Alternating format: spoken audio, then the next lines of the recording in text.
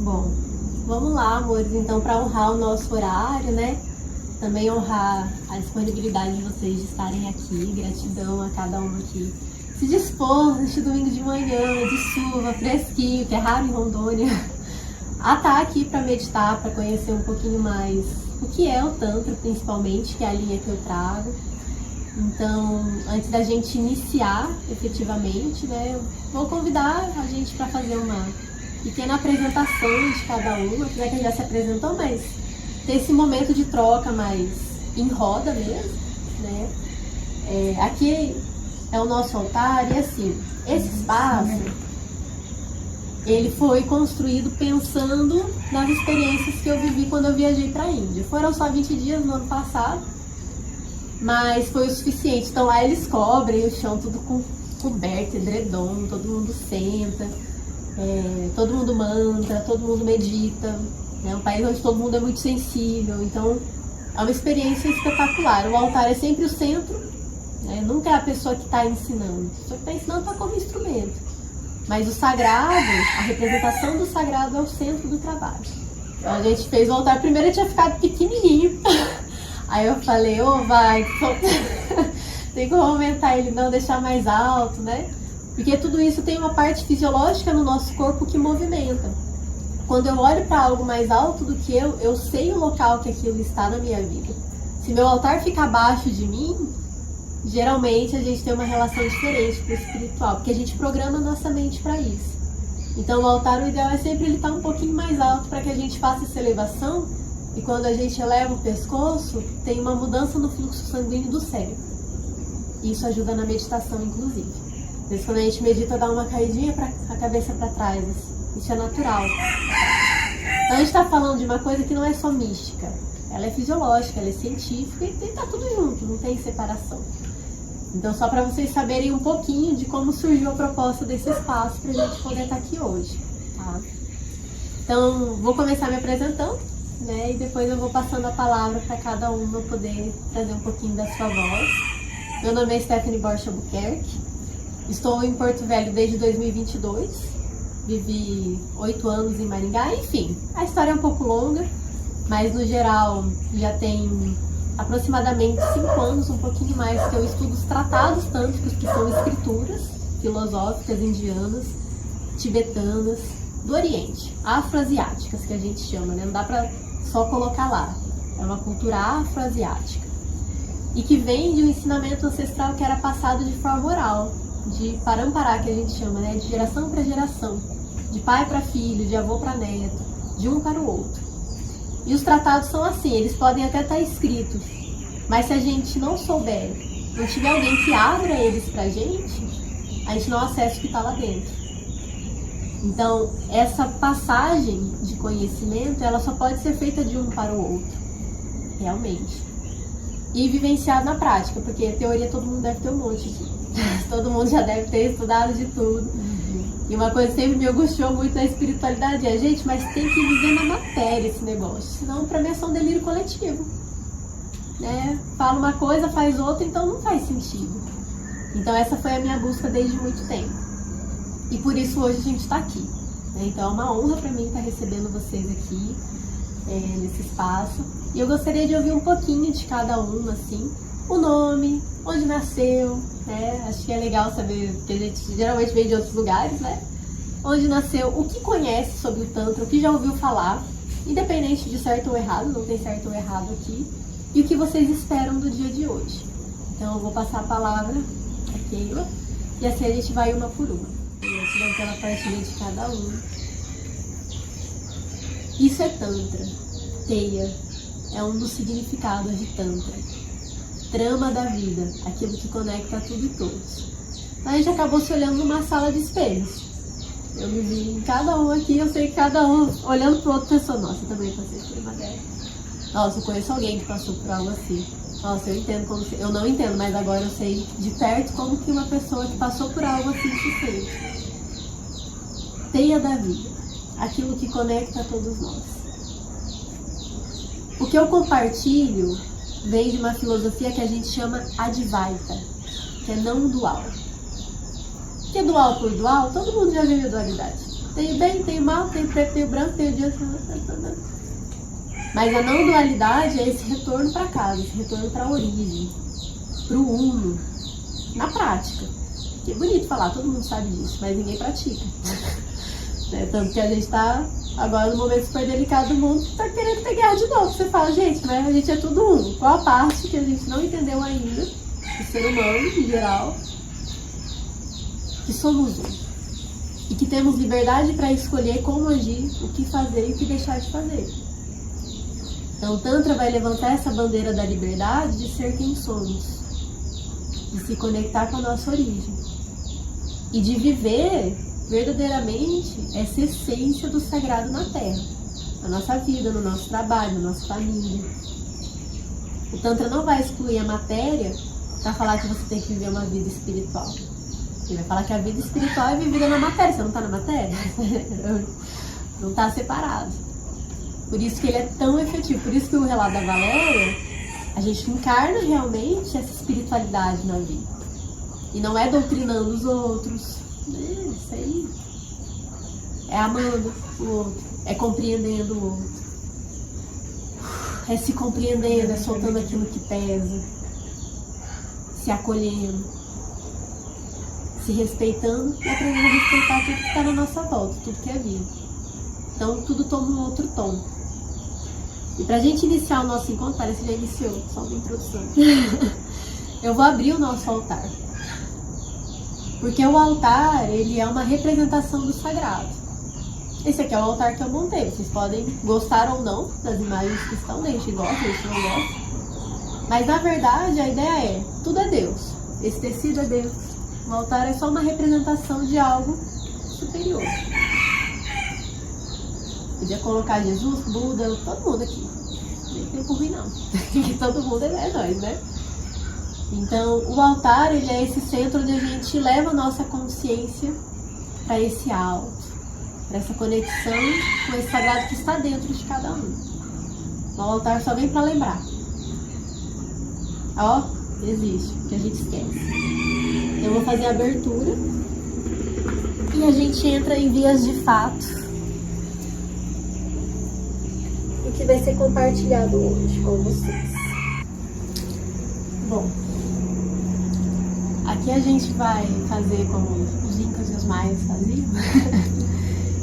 Que a gente tá sem data show aqui por enquanto, né? E geralmente eu trago umas imagens também para explicar um pouquinho mais, né, da filosofia hindu, do budismo tibetano, trazer essas linhas, né, para ficar mais compreensível através de imagens também, mas em breve isso será resolvido. Então, hoje vai ser esse momento da gente se conectar com essa origem.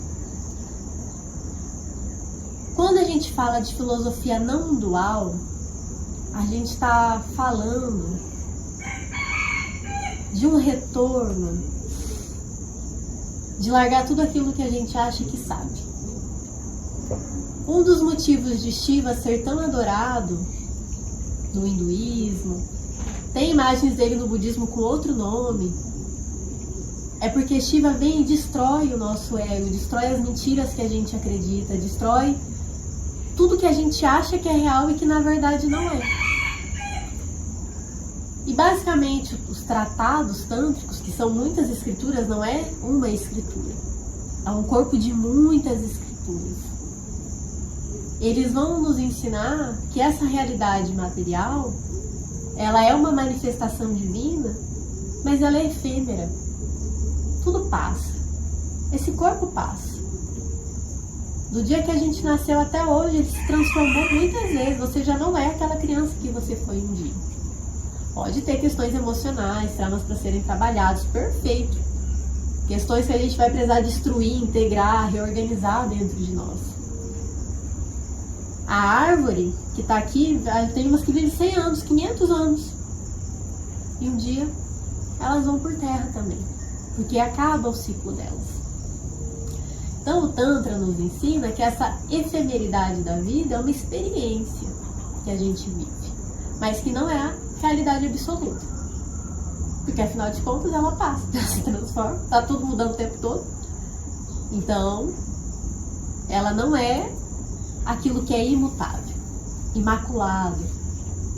Aí começam as palavras que a gente ouviu há tanto tempo e não sabia o que significava, né? Aquilo que não muda, mas que está em tudo, que está em todos.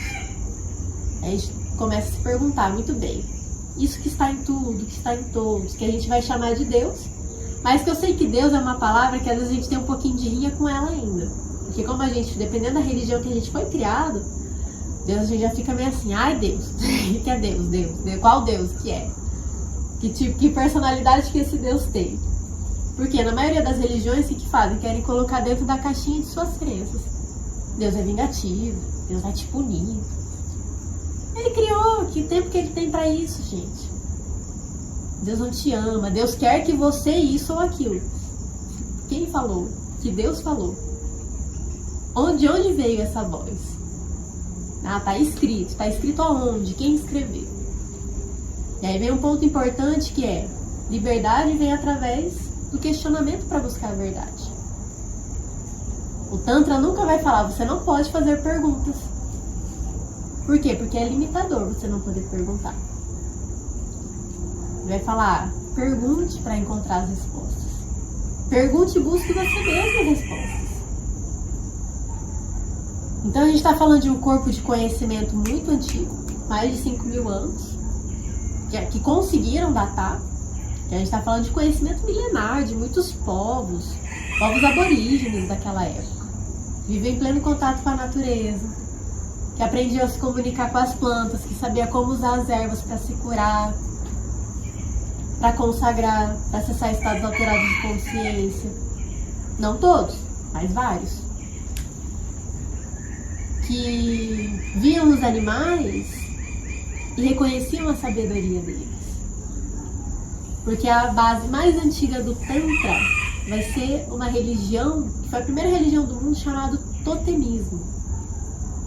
O totemismo é, sabe os totens que a gente já ouviu falar do xamanismo, assim, que aí tem a cabeça da águia, o côndor, a serpente, os bichos, animais de poder, o totem daquele clã, daquela aldeia, daquele povo, daquela comunidade.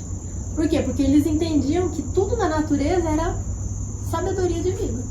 Tinha algo para ensinar. Então os totens vinham como esses guias sagrados para essa sabedoria.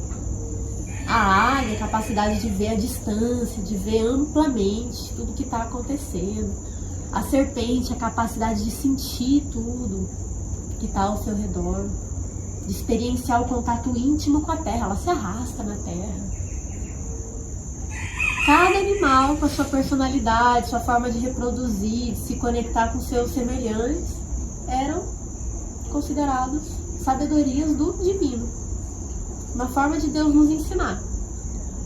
Coisa que hoje está um pouco perdido, né? Você já olha os bichos, né? Aí você vai vendo as imagens. Sempre tem uma serpente, sempre tem um touro, sempre tem uma pele de tigre, sempre tem um monte de coisa de animais que ninguém conecta muito o que é. Por que tá ali? A doçura, o impulso. Cada animal com a sua sabedoria, com a sua luz e sua sombra. Que eles sabem que tem os dois. Mas sabendo integrar tudo isso. Então os tratados, essa sabedoria, ela é muito, muito antiga. E aí quando ela chega nos dias de hoje, a gente tem essas várias escrituras, né, que falam que formam um corpo, que forma o Tantra, que é como se uma escritura fosse o dedo, outra fosse o braço, outra a perna, outra é o coração, outra é o fígado, cada um monta, mas todos apontam para o mesmo lugar. Essas muitas escrituras que existem, chamados tratados, todos apontam para a unidade. Todos apontam para a criação. Todos apontam para aquilo que é um em todo mundo. E fala, recorda, lembra, sente, percebe que tá em você. Só que existe todo um caminho que a gente precisa fazer dentro de nós para sentir isso, né? Então a teoria é lindo, mas sem prática é só mais do mesmo. Só mais do mesmo. Por isso que o convite é sempre para a prática. Então, para a gente começar a entender um pouquinho mais dessa filosofia, vou precisar explicar para vocês o que é Shiva, o que é Shakti. Que são as bases fundamentais para se compreender esse tipo de sabedoria. Shiva que é aquele... Todo mundo já viu a imagem de Shiva? Todo azul, aí tem um Trishula, que alguns vão conhecer como tridente, mas é um Trishula, não é tridente. Ele tem uma lua na cabeça, ele tem um rio que sai do seu coque, nem todo mundo percebe isso, tem um rio que sai, que é Ganga. Aí ele geralmente está sentado em cima de uma pele de tigre, ou coberto com uma pele de tigre. Às vezes tem um Shiva Lingam do lado, que é um símbolo de uma esfera ao lado dele. Enfim, às vezes está com um tambor, às vezes não, tem várias imagens. Shiva é a consciência. É aquilo que está em tudo, que está em todos e que ninguém percebe. É aquilo que quando a gente fala o que é a consciência, a gente fica assim. O que é a consciência? É difícil até de explicar. Porque é difícil limitar o ilimitado.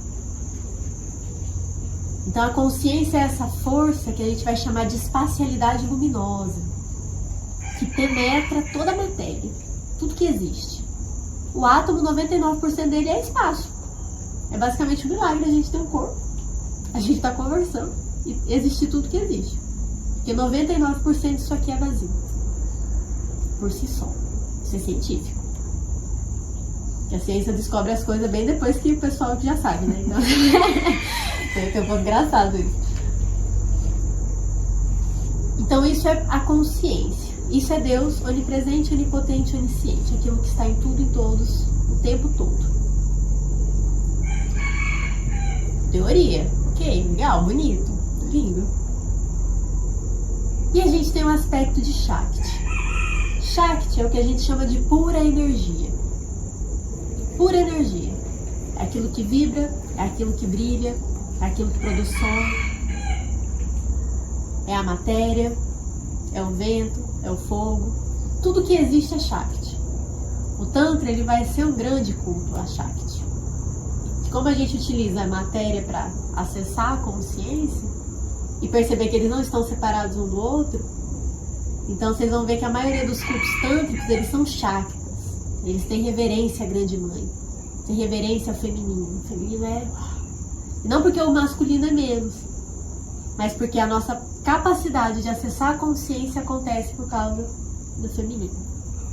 Como, Stephanie? Vamos lá, vamos pegar um exemplo prático, né? Imagina uma mulher que vai engravidar.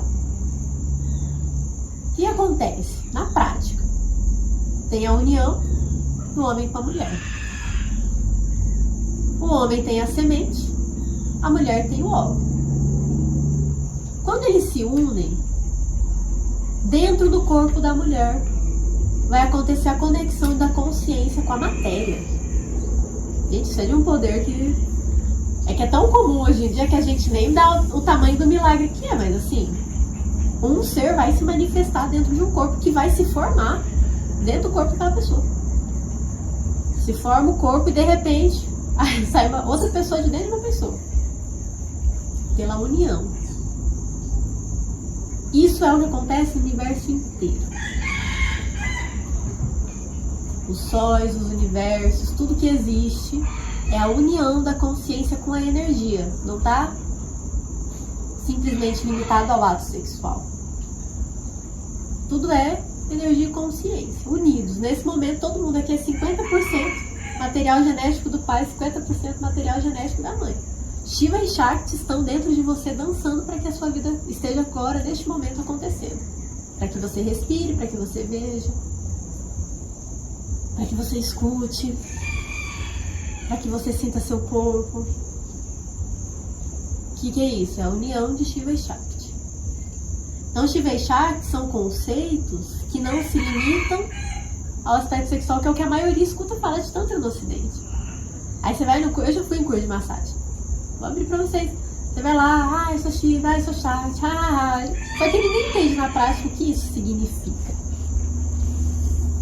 E ativa uma energia sexual, a pessoa tem um monte de cura ali, legal, às vezes chora, às vezes ri, legal. Tem um trabalho que acontece ali, mas não é Tantra, porque Tantra é ritual. Então o que a gente tem aqui no Brasil é o que a gente chama de Neo-Tantra. Outra coisa, é um estudo de corpo, das terapias somáticas, de Reich, de Lowell, desses terapeutas que vieram e falaram, gente, tem o corpo, tem as couraças. Aí eles trouxeram um monte de conhecimento que a Índia já tinha, que é esse conhecimento das couraças emocionais. A Índia já tinha decifrado isso há mais de 5.000 anos. Sim, se você tem traumas, isso vai bloquear o seu corpo físico, você vai ter dores, você vai ter questões, pode ter problemas de saúde. Tá, aí libera ali, pronto, liberou. Resolvido o problema. Então ele já tinha esse conhecimento há muitos anos. Então é por isso que tem essa mistura, assim. Porque Shiva e Shakti está em tudo. Esse caso de amor do universo que cria. A união dos dois é a criação. Tudo que existe. Sóis, terra, planeta, árvore que sobe em direção ao sol. É o animal que respira, é o animal que para, é tudo que acontece. Shiva e Shakti. Criando. A gente vai chamar isso de Deus. Só que você entendeu o que de fato significa Deus. O que é Deus? Porque a gente gosta de criar Deus à nossa imagem e semelhança. Deus é negativo. Deus gosta, Deus não gosta. Deus é tudo. É tudo. Criou tudo, é tudo, está em tudo. Onipresente, onipotente, onisciente. E aí qual que é o ponto do Tantra? A gente se unir conscientemente, porque unidos já somos, todos já somos um, não tem como não ser, mas conscientemente fazer essa união dentro do nosso coração. Sentir que somos Deus. E não que somos Deus porque somos melhores que alguém. Somos Deus porque tudo é. E somos Deus porque temos a capacidade de sentir tudo que está na criação. É uma escolha nossa. Escolher o que vai sentir. Ou escolher como vai sentir. Você pode sentir uma tristeza e não saber o que fazer com aquilo. Ou você pode sentir uma tristeza e saber sentir aquela tristeza. Saber lidar com aquela tristeza. Saber sentir aquela raiva. Posso não conseguir deixar de sentir raiva, mas agora eu sei como sentir ela. Como viver ela de uma outra forma. Não precisa quebrar prato, precisa gritar com as pessoas. Como que eu posso transformar essa raiva? E aí entra um lugar que mexe em tudo na nossa vida mesmo. Não tem pra onde correr. Mexe na nossa forma de olhar pros outros, de ver o mundo, de olhar pros animais. Até a comida que a gente come, você olha e você fala, caraca, isso aqui veio da mesma origem que eu vi. A parte material que tá ali, que o nosso corpo pensa.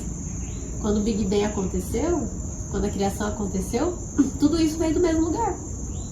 Esse corpo, as folhinhas da árvore e o alimento que está no nosso prato também. A pessoa que colheu aquele alimento também. Então a gente começa a tomar uma amplitude de experiência muito diferente. É potente. O Tantra, ele é um caminho mais rápido de acesso e consciência e autopercepção e autotransformação. Muito rápido. Por isso que ele não é aberto assim, aberto. Porque ele é um caminho mais rápido, ele é um caminho mais perigoso. Tudo aquilo que é um pouco mais rápido, então aqui mais rápido, aqui é mais perigoso. Então a gente precisa saber se proteger no caminho. E aí, estudo eu passo pra vocês. Pra quem quiser aprofundar os estudos eu passo, mas assim, tudo é feito de uma forma pra ter uma experiência mais resguardada, cuidado. Ele pode estourar, a pessoa pode enlouquecer. Vocês viram lá na ficha de vocês, né?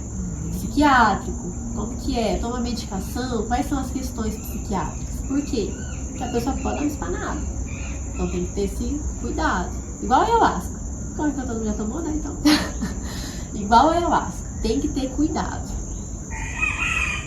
Então o Tantra é esse caminho que ele é muito efetivo. O método da prática, do que eles ensinam lá dentro, é muito rápido.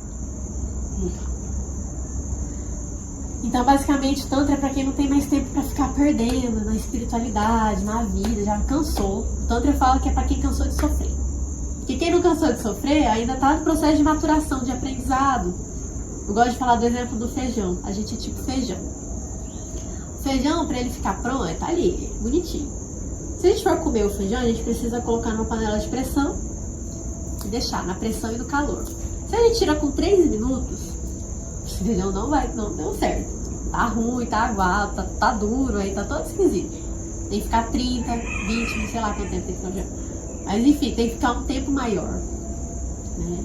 Ou seja, esse calor, essa pressão, É tudo aquilo que cada um aqui já passou, de dor, de sofrimento, abuso, crise na família, raiva, tristeza, abortos, relacionamentos que se romperam.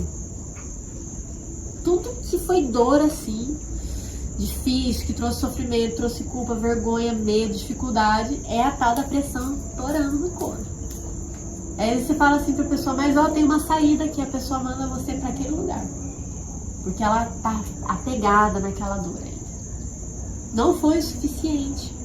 Tem algo ali que ela precisa ainda maturar. Tem um processo de saturação. A gente enche o saco na hora. Não quero mais. Como que faz agora pra parar de sofrer? Não quero mais. O budismo fala muito sobre isso, né? Como que a gente encerra os ciclos de sofrimento. Então o Tantra é pra quem saturou. Cansou. Deu a cota. Aí a gente pode respirar aliviado, porque realmente tem uma saída. Tem uma saída. Pra quem não saturou ainda, de duas uma, ou a pessoa já tá muito consciente, está pronta pra sair, ou a pessoa ela ainda vai ficar mais um tempo naquele processo dela. Até que ela fala, não, agora deu. O que eu preciso perdoar? O que eu preciso resolver na minha vida pra resolver isso daqui que eu não quero mais? Esse negócio aqui na minha vida. Aí a pessoa vai lá, aí começa o pai, a mãe, começa a resolver os problemas com todo mundo, que é pra tirar aquele empecilho. Ela já... Então é um caminho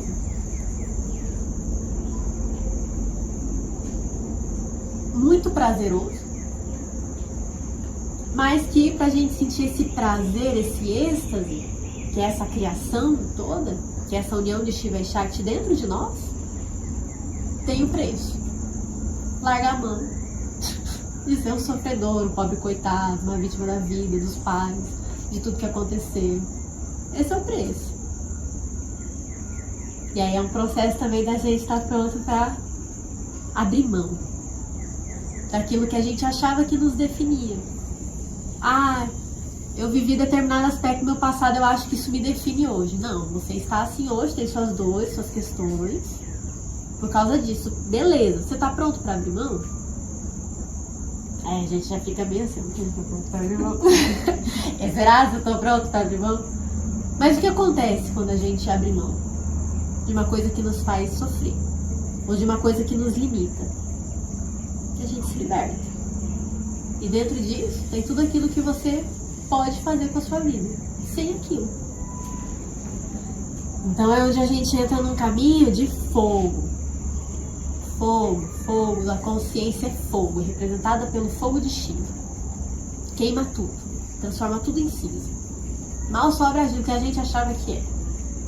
Mas aí vem a essência, aquilo que a gente sempre foi, sempre vai ser, e que finalmente desperta, a gente se lembra. Mas agora dentro de um corpo, de uma experiência que a gente decide o que fazer com isso. Então é um caminho de empoderamento pessoal também. Fortíssimo. Por isso que, às vezes, todo mundo fica meio assim, é só pra quem sente chamado, que não é pra todo mundo mesmo. Então quem tá aqui hoje é porque sentiu no coração que tinha algo de importante pra descobrir aqui hoje. Independente se for seguir ou não, já sabe que existe algo a mais daquilo que vocês achavam que conheciam na vida. Esse caminho de libertação. E para isso, a gente pratica. Eu falo tudo isso para vocês, mas a verdade é, precisamos sentir isso na prática. Então agora eu vou convidar vocês pra gente entrar numa prática. Quero saber se alguém tem alguma pergunta de tudo que eu trouxe aqui, dessa introdução que eu trouxe para vocês. Se alguém quer tirar alguma dúvida, fazer alguma partilha. Não, gente, tá tudo bem, tá? Só quero falar, porque complementando, eu acho com o que todo mundo falou, né? Acho que todo mundo falou muito de uma busca, por vários lugares, né? Inclusive internamente. E aí tem uma fala que a Stephanie já trouxe, que é o Tantra, ele normalmente, ele nunca chega antes, né? Ele é algo que vai chegar depois mesmo, quando você já passou por vários caminhos, assim, como se ele fosse a última. E é isso que ela fala do cansei de sofrer. Acho que já deu. Acho que então o Tantra, de alguma maneira, traz esse olhar que é aparentemente final, mas que ele olha para todo o resto que você já vivencia, ele engloba tudo aquilo. Porque você vai para um bando é uma coisa, espiritismo é uma coisa, não, normalmente é assim, né?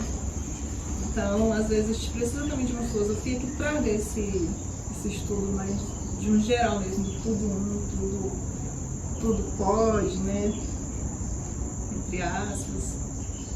E só complementando isso. Mas assim, o que eu venho aprendendo no Espiritismo complementa tudo o que você disse, porque se você vivenciar a doutrina, não somente, né, nos 5 livros da Allan Kardec, não. Nós hoje estudamos o Evangelho Redivivo e hoje a gente traz, e tudo que você falou, a gente está estudando, porque Deus é o todo e tudo que Shiva e Buda, Jesus fala. E se você olhar o que Jesus fala, se vós sois deuses, porque nós vamos nos elevar até chegar a Ele.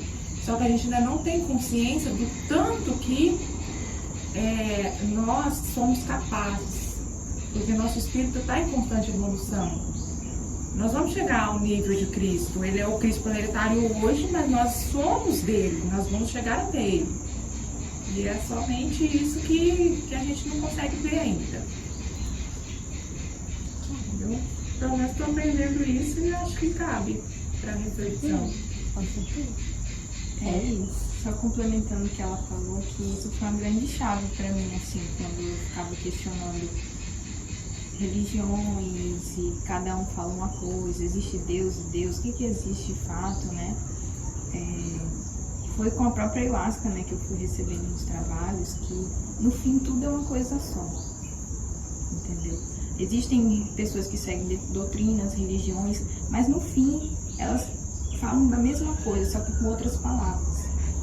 E isso é muito lindo. Foi aí que eu fui entender, então eu sou universalista, porque eu estou na busca desse todo. Então, assim, quando a Stephanie você foi explicando, né, amiga, aí eu fui vendo, cara, é exatamente isso, e fui começando a entender mais ainda por que eu estou aqui, porque exatamente eu estou nesse ponto, né, da caminhada de entender que tudo teve um trabalho muito especial para mim ano passado com a ayahuasca, que eu percebi que tudo é sagrado, né, eu percebi isso, tudo é sagrado, como você falou, o alimento que a gente come. Então, por isso que eu venho sentindo esse chamado da disciplina espiritual, de realmente olhar cada instante da minha vida como sagrado, né? Porque a gente vai se distraindo, a gente esquece, entendeu? Com as responsabilidades do dia, com as tarefas, né? Mas até essas responsabilidades, elas são sagradas. Mas a gente não olha com esse olhar, né? Então, gratidão. É isso. Eu queria também complementar. Não tem como não deixar de explanar aqui um ponto que você comentou, que tocou bem em mim, foi essa junção da matéria com a espiritualidade. Quando eu entrei com a ayahuasca, esse processo todo, e a minha cidade também, por ser a cidade que o Chico Xavier, ela tem essa cultura também muito, muito enraizada do espiritismo, então eu atravessei em todas as fases. E quando eu entrei nesse processo de desapego, eu desapeguei de tudo. De tudo. Era como se eu te arrancasse as roupas, eu não posso dinheiro, não posso trabalhar. E aí você entra num buraco, num espaço, e aí?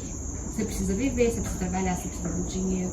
Então você trazendo esse ponto, me trouxe parece que abriu o olho. Assim, eu posso sim, esses dois lados, sabe? Porque eu estou vivendo na matéria. Então eu não posso recusar nada que está disponível ali. E lá eu vivia, tipo, de doação, de tudo. Eu vim pra cá para despertar justamente esse lado que eu apaguei. Porque eu tenho que desapegar de tudo. Se é da matéria, de tudo é da matéria também. Então eu não aceito dinheiro, tenho que viver na pobreza. E isso é muito... traz uma paz pra mim. Porque aí vem o catolicismo do pecado, né? Aí mistura tudo. E o espiritismo... Aí eu trabalhava num lugar que aceitava o dinheiro contribuição, tinha maquininha, estudo e o espiritismo. As pessoas sentavam num banco ruim de madeira porque não podia pedir dinheiro. Então aí fica nessa bagunça, nessa dor, e aí você fica rodando ali em roda. E a sua fala trouxe um alívio para o meu coração, que é realmente o que eu vim despertar aqui, que as duas andam juntas, não tem como separar se é um só. Gratidão por isso. Isso é só ela trouxe só isso aqui, né? Imagina o que tem por vir. O Tantra, a gente chama ele também de Grihastha Marga. É o caminho daquele que tem a mão na casa, ou do pai de família. Por quê? Porque tem aqueles que renunciam à vida material para ir para a espiritualidade. Se enfia na caverna, fica meditando. Os pajé que estão enfiados na aldeia, fica lá só fazendo trabalho espiritual, larga tudo. A gente não é isso. A gente tem amizades, a gente tem trabalho, a gente tem uma vida social. E a gente não tá, nem todo mundo está disposto a abrir mão disso. Não é que não está disposto porque não está buscando Deus. É porque para aquele corpo, para aquela experiência, para aquela pessoa, não faz sentido aqui. Tem outras coisas a serem vividas. Imagina se todo mundo fosse meditador de caverna. Como que ia ser a sociedade? Não ia ter porque Não ia rodar, né? não ia rodar. Precisa do contraste. Só que nós que estamos nessa vida social temos direito de acessar aquilo que o moço que vai na caverna e fica 20 anos meditando, 23 horas por dia, alcança. Só que como que a gente vai fazer isso? A gente não tem 23 horas por dia para dispor, porque tem, eu tô falando de casos reais, tá?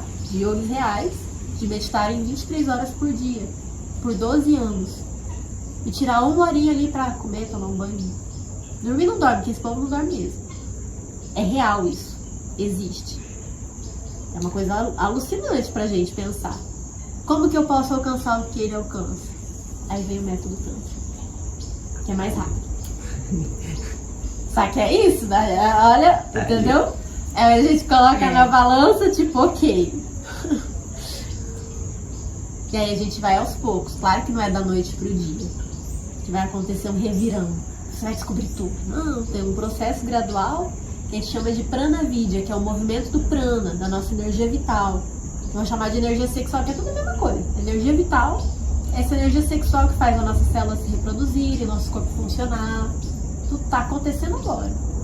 A gente faz um movimento, trabalha a respiração, alguns pontos do corpo, abre as nadis. Um movimento simples, não é nada complexo. Não precisa de grandes eventos de massagem. Exatamente, não precisa. Respiração, alinhamento mental, e aí a gente faz o movimento do prana pro lugar certo, que é para essa conexão, essa união com Deus. Então o método tântrico, ele é mais rápido dessa forma, porque você não vai tirar 23 horas do seu dia para meditar.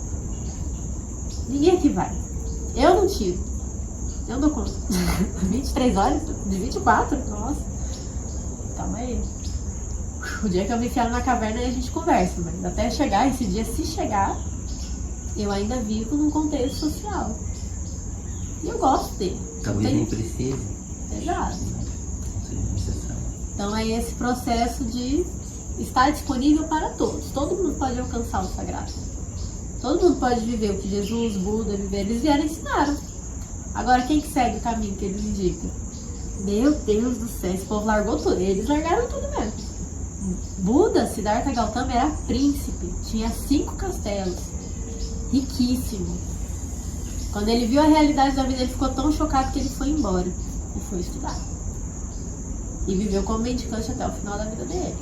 Mas foi uma escolha dele, da missão que ele tinha. Ele nunca falou, gente, larga tudo. Agora, se eu me apego ao dinheiro, se meu humor, minhas atitudes são definidas pelo que eu tenho ou deixo de ter, eu tô como escravo.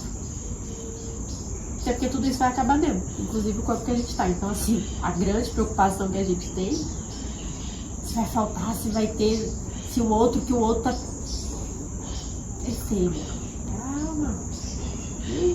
A gente dá dimensões imensas para as coisas que não tem tudo isso de dimensão. A gente aumenta tudo aquilo. E a Tantra fala, mas tudo que você é.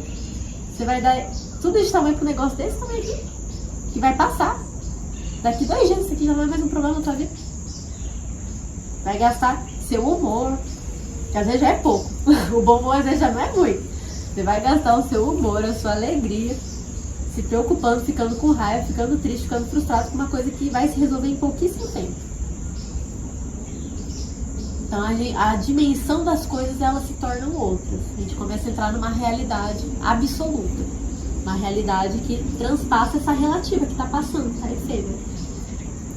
Então é isso, minha irmã. Porque imagina, você com seus dons, seus talentos, o que Deus veio viver através de você nessa terra? Essa é a pergunta fundamental que a gente tem que se fazer. Que experiência que eu vou dar pro sagrado através desse corpo que eu tô? Dessa família que eu vi, que às vezes é meio esquisita, mas tudo bem, faz parte. Tem famílias e famílias, né? Faz parte, veio uma família estranha, que a gente se cura, aí vai se libertando, aí a gente vê que quando se cura e se liberta, é uma sensação que a gente só sente porque tinha dor. Ela só faz sentido a libertação porque tinha aquilo que prendia. Só faz sentido o alívio da dor porque tinha aquilo que doía. Tá? A gente só acessa essa expansão porque tinha aquilo que contraía na gente, que tinha medo. Então a gente só consegue conhecer, é isso mesmo, Shiva e Shakti dentro de nós, dançando, na criação toda. Um só existe porque o outro existe. E a gente só conhece, aí entra o fruto do conhecimento que a Bíblia fala e ninguém entende nada, que é a dualidade. A gente experimenta a dualidade. Mas o que de fato é a dualidade? É a capacidade de perceber um lado e para poder perceber o outro. Não existe um sem o outro, né? Não existe um sem o outro. Tem que ter o lado negro para poder conhecer a luz. Exato. E aí a gente perde o julgamento, todos os julgamentos que a gente tinha, nossa, por isso que eu falo. A gente se liberta, né? Se liberta. Tudo que a gente achava que sabia, vai tudo por terra. Mas por outro lado é essa libertação. E aí do outro lado é tipo, uau. Mas é algo que a gente tem que trazer pra vida, pra prática. E não tô falando da meditação em si, mas a consciência. Tudo que eu tô falando aqui pra vocês levarem pro dia a dia de vocês, tá? Tudo é Deus. Como que eu vejo que tudo é Deus? Vou treinar. Olhar pra cadeira e considerar aquilo é Deus. Como? Ah, vem da mesma origem que eu. É átomo e vazio. Negócio inanimado, ok, mas é uma manifestação. Tá aí. São os fragmentos dele experienciando, né? Ou somos tudo que ele é. Experienciando através de um corpo. Essa ideia do fragmento já é divisória, né? Tudo é um. E através desse um tem várias formas de experimentar. E aí tudo toma outra dimensão. Aí vem o princípio do prazer, que é onde o Tantra nos ensina a experimentar tudo, experimentar e sentir o prazer que existe em tudo, porque Tantra também significa êxtase, que é a união de Shiva e Shakti, que é a união da forma com a vibração. Forma, vibração. Aí quando une, criação, tudo se cria. E aí o pessoal vai confundir muito com a parte sexual mesmo. Vai querer levar tudo pra parte do sexo. Limitar algo que é tudo em um ponto. E que lá também encontra, veja, não tá separado. Okay? Mas é isso, quando a gente vai pra não dualidade, essa separação ela encerra. A gente encerra a separação de onde somos, de onde viemos, porque somos tudo. Somos tudo. Somos tudo. Somos um com tudo. E um é tudo. É tudo um conosco e somos um com tudo. Essa separação, ela se perde. Né? Então, a experiência terrena é efêmera. Né? O que acontece, aconteceu, como foi, por onde foi, efêmero. Porque em algum momento tudo isso é uma expansão do universo, da criação. Em algum momento tudo isso também se encerra e retorna. Igual a respiração. Ela vem, ela expande e ela se encerra. Se esvai. Tá? Então, o Tantra ele traz esse campo de conhecimento onde tudo se entrelaça. E aí a gente vai entender tudo que a gente já estudou quando a gente vem para essa não dualidade. Mas aí a gente tem que estar pronto para quebrar um monte de questões que a gente achava que sabia, o que era, que é dual. Então eu não costumo falar que o Tantra é um atalho. É um caminho. A gente não trabalha com atalho. Não, a gente diz na forma de atalho porque Por ser mais rápido, sim. Né, nesse sentido. Mas não, no sentido que muitas não vezes que o você atalho... não vá fazer aquele percurso. Sim. Mas é um percurso mais curto. Porque muitas vezes o atalho a gente coloca ele como um caminho mais rápido e tudo mais, só que tem todos os aspectos que envolvem esse caminho ser mais rápido, né? O que tem nesse caminho, o que acontece dentro desse caminho. Né? E o Tantra em si, ele é uma coisa que a gente leva pra vida. Assim. É mais rápido o acesso. Mas a gente continua vivendo o tempo que tem que viver com aquela sabedoria encarnada em nós. Verdadeiramente tomou cada célula. Então é uma experiência que a gente experimenta mesmo. Sim. Vamos meditar? Experimentar esse house.